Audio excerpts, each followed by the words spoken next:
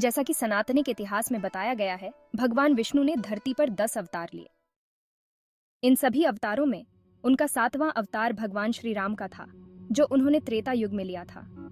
अब राम के जन्म के बारे में सबसे रहस्यमय बात यह है कि वह अपनी मां के गर्भ में 12 महीने तक रहे। लेकिन यह कैसे संभव है? नमस्ते, मैं ऑरिक कॉस्मोस से निर्वी हूँ, आपको भगवान राम के रहस्यमय लंबे जन्म की सच्चाई बताने के लिए। हिंदू धर्म ग्रंथों के अनुसार राम का जन्म 12 महीनों की लंबी गर्भावस्था के बाद हुआ था, जिसे एक दिव्य घटना माना जाता है। कहानी यह है कि राम के पिता राजा दशरथ ने देवताओं को प्रसन्न करने के लिए पुत्र कामेष्टि यज्ञ किया और ब्रह्मा जी ने उन्हें वरदान दिया कि उनका पुत्र 12 महीनों के बाद जन्म लेगा, जो राम के दिव्य स्वरूप का प्रतीक है। इस कहानी के पीछे का सच प्राचीन भारतीय खगोल विज्ञान और ज्योतिष में निहित है। हिंदू ज्योतिष में गर्भावस्था की अवधि 12 महीने मानी जाती है, जो 12 राशियों से मेल खाती है।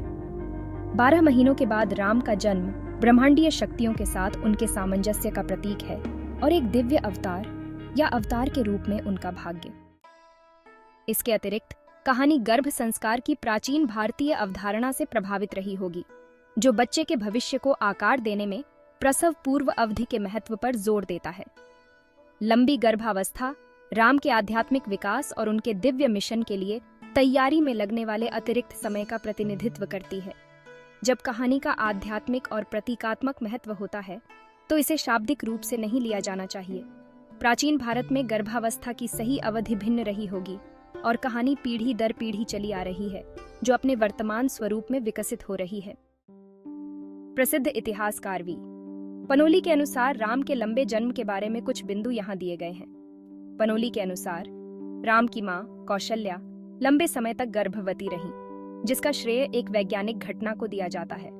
पनोली का सुझाव है कि कौशल्या की गर्भावस्था 12 महीने तक चली, जो 9 महीने की सामान्य मानव गर्भावस्था की अवधि से अधिक है।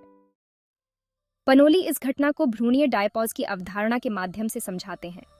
भ्रूणीय डायपॉज या ईडी स्तनधारी भ्रूण के विकास का एक अस्थायी निलंबन है, जो तब होता है जब ब्लास्टोसिस्ट अवस्था में कोशिका प्रसार दबा दिया जाता है। यह गर्भाशय में विलंबित आरोपण द्वारा विशेषता है।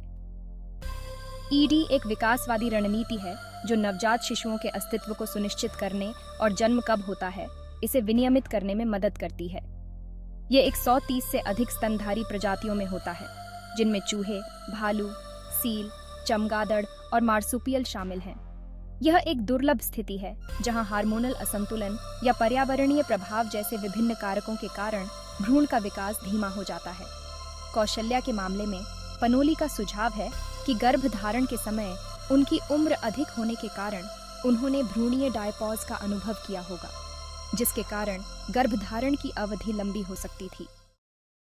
इसके अतिरिक्त पनोली यह भी सुझाव देते हैं कि रामायण में राम के जन्म का वर्णन, जहां कहा जाता है कि उनका जन्म 12 महीने की गर्भावस्था के अंत में हुआ था, लंबी गर्भावस्था की अवधि का एक रूपक प्रतिनिधित्व हो सकता है। उनका प्रस्ताव है कि पाठ इस आख्यान उपकरण का उपयोग राम के जन्म की असाधारण प्रकृति को व्यक्त करने के लिए कर सकता है, न कि शाब्दिक वैज्ञानिक व्याख्या के लिए। जबकि पनोली का काम रामायण पर एक दिलचस्प वैज्ञानिक दृष्टिकोण प्रस्तुत करता है। यह ध्यान रखना महत्वपूर्ण है कि उनकी व्याख्याओं को विद्वानों के बीच सार्वभौमिक रूप से स्वीकार नहीं किया जाता है। रामायण की ऐतिहासिकता और वैज्ञानिक सटीकता अभी भी विद्वानों के बीच बहस का विषय है, और पनोली का काम इस विषय पर कई दृष्टिकोणों में से एक है। तो आशा है आपको भगवान राम के जन्म के बारे में मेरी व्याख्या पसंद आई होगी।